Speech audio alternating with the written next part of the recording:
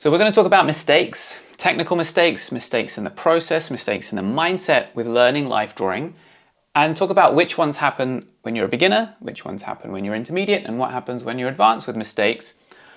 The idea isn't that you know these mistakes and therefore you avoid them all, because one thing I've noticed, I used to think that, like if I explain mistakes, then you can avoid them. But what I've found myself is even if I know about mistakes, I still have to spend time making those mistakes. Even if I know, right? I have to go through them, not around them. But if I know that they're mistakes, I can get through them more quickly. I know that I'm not alone because other people are making those same mistakes. So it's useful to know about them. But if you see these mistakes and you still go and make all of them, that's perfectly normal, I think. All right. Basically, the way I learned art was I knew all the mistakes because I read a lot and I learned a lot, and I still proceeded to make every single one, like stepping on the rake and the handle hits you in the face, even though you can see it, just still stepping right on it.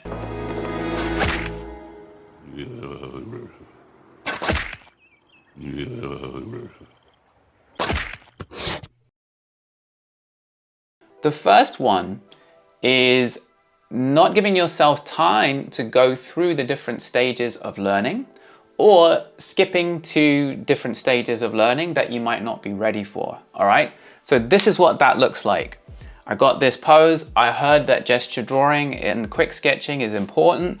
A lot of people recommend it. Okay, so and be really expressive, and I'm a beginner, right? I'm a beginner with this, but I've heard it's really important to be expressive, and so I just go, okay, I'm just gonna just kind of do whatever I can and do my best here and just put something, and then I'm gonna, so okay, I did it. Like I did what they said. It doesn't look, I don't know it. Is that right? I don't know. And I'm gonna keep going and setting 1 minute timer and stuff, even though I'm just starting out. Now, I've said this a number of times on the channel before, and I still believe it. Every time I say it, a lot of people are very upset with me, okay? I don't think that gesture drawing and gestural quick sketches are a beginner activity, really. I'm not sure if there's any benefit to setting a 1 minute timer when you're starting out. It's good to spend some time in the analytical stage of learning. I made a video, I think it's really old now. It's like the 5 stages of learning life drawing. And before you get to any gesture or stuff like that, you spend time where you take longer over the drawings, just mapping things out, checking alignments, measuring stuff, that kind of thing. Checking your proportions, seeing how different lengths relate to each other. So I'll link a tutorial we have that just quickly goes through the different tools you can use for checking how things line up with each other, checking the lengths of things and stuff like that. And then when it comes to like what to look for or what to draw, you don't need to draw everything. You want to bring it down and make it, make the job easier, so draw less stuff. And for that, we have our Fresh Eyes mini course, which really breaks that process down. So drawing less, taking more time over it, checking angles and alignments and stuff, I think is really, really useful. So the second thing that can happen is, let's say you are doing that, right? You're taking a bit more time, you're working through our Fresh Eyes mini course, and you're going, okay, I'm trying to check the head angle and I'm keeping the head shape simple. I'm just trying to see how everything lines up. I'm trying to see that simple rib cage, and then I do the pelvis here, and then I'm gonna get the legs in, and but you know what? This is starting to look a bit weird. Maybe if I kind of add some stuff to, this doesn't look like a human, and it's gonna be embarrassing if it doesn't even look human.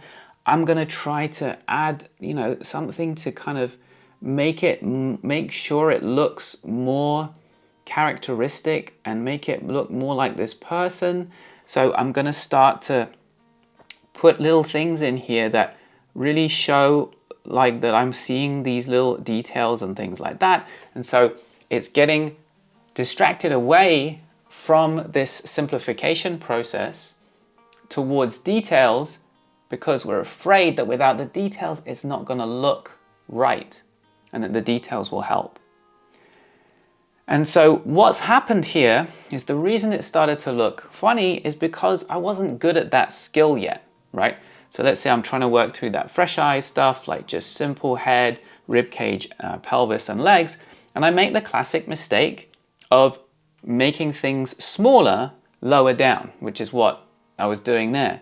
So now the pelvis is small, the thigh is really small, the head is really big. This happens all the time because we're zooming in on the head, just thinking about that. And when we get to the thigh, we're zooming into that and not thinking about how it relates to the head. Okay, why has that happened? Does that, if you did that, is that because there's something wrong with you? Absolutely not. Does that mean you were doing anything wrong? Absolutely not. When you start trying to learn a new way of doing something, you're not going to be good at it at first, right? So even if you go, oh, well, I got the answer, like I got the answer from the book, I got the answer from the course, so now I should be able to do it because I got the answer. But it's not an answer, it's just an exercise, and then you got to build that skill. It's like saying to someone, all right, so to shoot 3 points in basketball, this is the technique. And then you take one go and it doesn't go in, and you go, wow, I knew how to do it, but it didn't go in, so I must be rubbish at basketball. No, you got to do your practice now. So the first time you do it, you're zooming into each thing because you're not used to each thing yet, right? You're not used to mapping out this, like this kind of rib cage shape, and all the lines get all wonky and funny looking, and the proportions are all off because you're zooming into each thing and you're taking a lot of time. The lines are tentative. I get lots of emails from beginners being like, why are my lines so tentative? Because you're just starting out with this stuff. And let's say you've been drawing for years, and so you've developed a lot of skills, but then you're not yet good at figure drawing, say, or within figure drawing, you're not yet good at whatever it is, drawing backs. And so you're a beginner with that, right? So you might be more intermediate or advanced with various areas of drawing, but you still need to allow yourself to be a beginner. And that means giving yourself plenty of time to mess it up. But as you mess it up, don't then go, this isn't working, so I'm just going to start doing something else because it doesn't look nice yet, right? So it's like, as you go, it's like what you were doing here, what I was doing here, right? I was trying to do it and not getting it right, maybe, not making it perfect, but I was on the right track, and all I needed to do was keep on going with it. Keep on going, but instead so you know what, I'm going to do something else, like start drawing the features, start putting in the little ribs and the individual little details. And so now I'm not doing the exercise. And that's the mistake. The mistake isn't that you didn't do the exercise beautifully or do it perfectly, or you messed up the exercise, because that's what you're supposed to do. The mistake is like, it doesn't look beautiful, and so then you stop doing the exercise and start doing something else. So everyone's definition of like beginner or intermediate or whatever will be different, but let's call something like this the sort of beginning of intermediate level, where if I take time to really kind of copy over the reference, I feel like I'm doing okay, right? That was my experience here with this. But then what I would realize is there's a lot of things I want to improve. I want to make it look better in various ways. I want to be able to, have better shapes, better lines, better everything, really, better understanding of anatomy. And I want to be able to do it from imagination. And so one exercise I did was I tried to draw a pose from memory without the reference there, just to test myself to see what I knew and what I didn't know in terms of the structure of the figure. And I was really disappointed, and I felt like it looks so much worse when I don't have the reference, right? And so at that point, making a picture like this, when I was consistently making pictures like this where I was a little bit happier with it, so I'm starting to feel kind of a little bit happier with the drawings. But then with this exercise, I feel terrible about the drawings. And so it was really, my brain was just like, this is dangerous. These exercises are bad, they make you feel bad. So don't do them, because they are pushing you back to beginner level. This looks more beginner level, and this looks like it's starting to get to intermediate level. So stay on these exercises and stay away from this, right?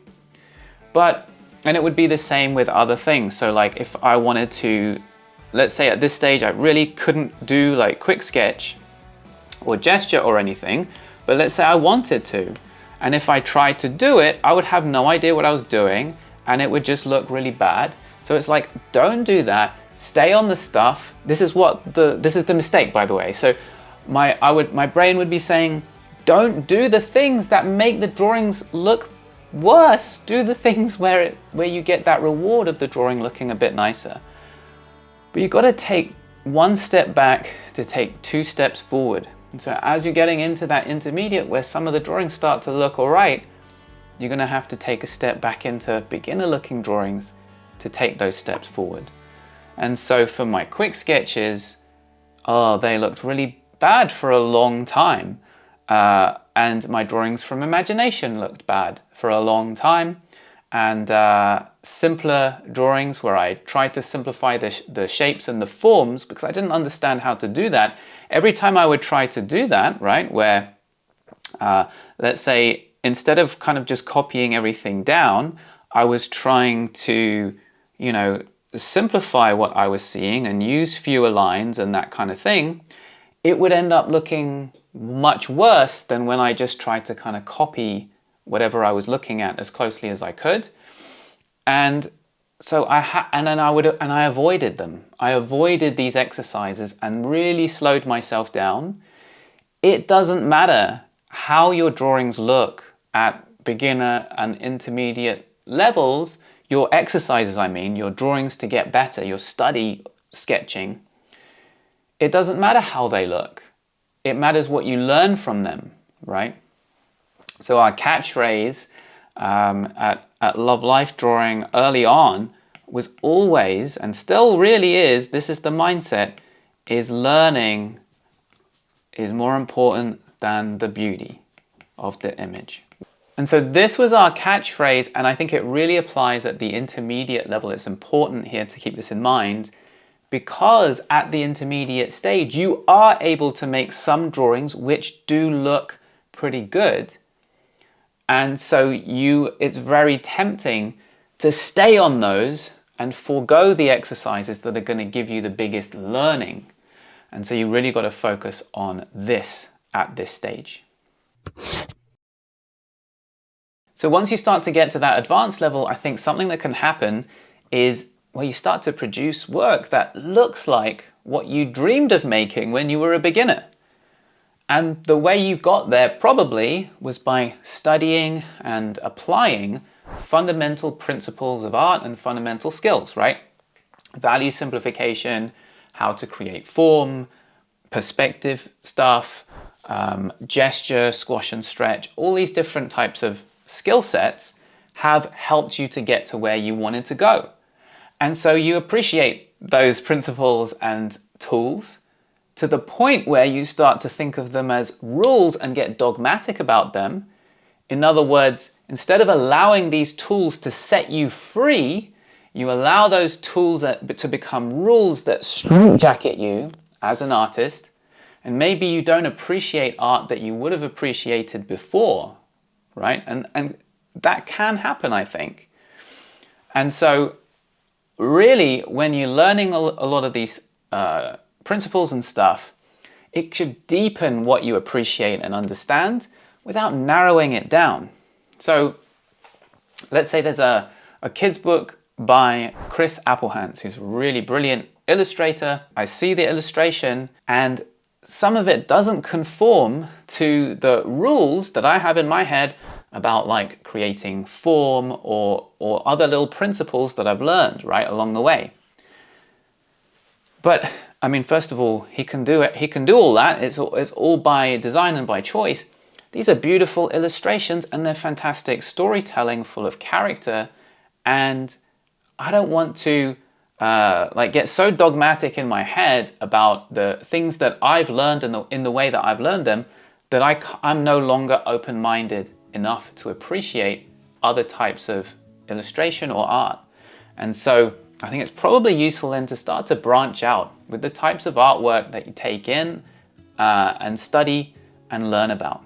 So another thing I think can happen at this stage to some artists is not believing in your own vision enough, right? So it's really easy to always put every other artist out there on a pedestal and think that they are way superior and you are still inferior in some way, and therefore constantly be trying to look up to them and trying to emulate what they're doing, or put technical skills and art principles up on a pedestal and be like, I just need to get better at this.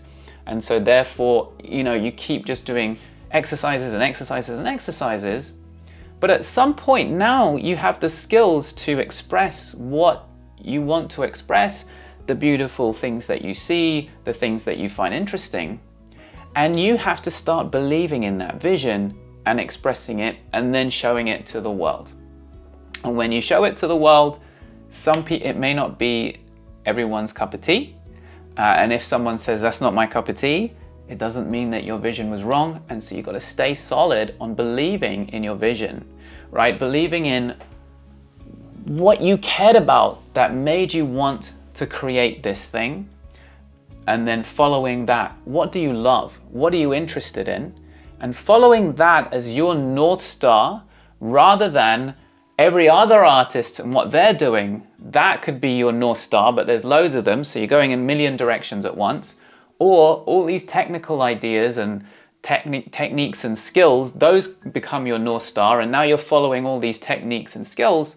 What should hopefully become your North Star that you follow is your vision, what you love, what you care about, and you believe in that enough that that is the direction that you are taking it in. So I say this as someone that makes every single one of these mistakes, because in some realms of art, I am a beginner.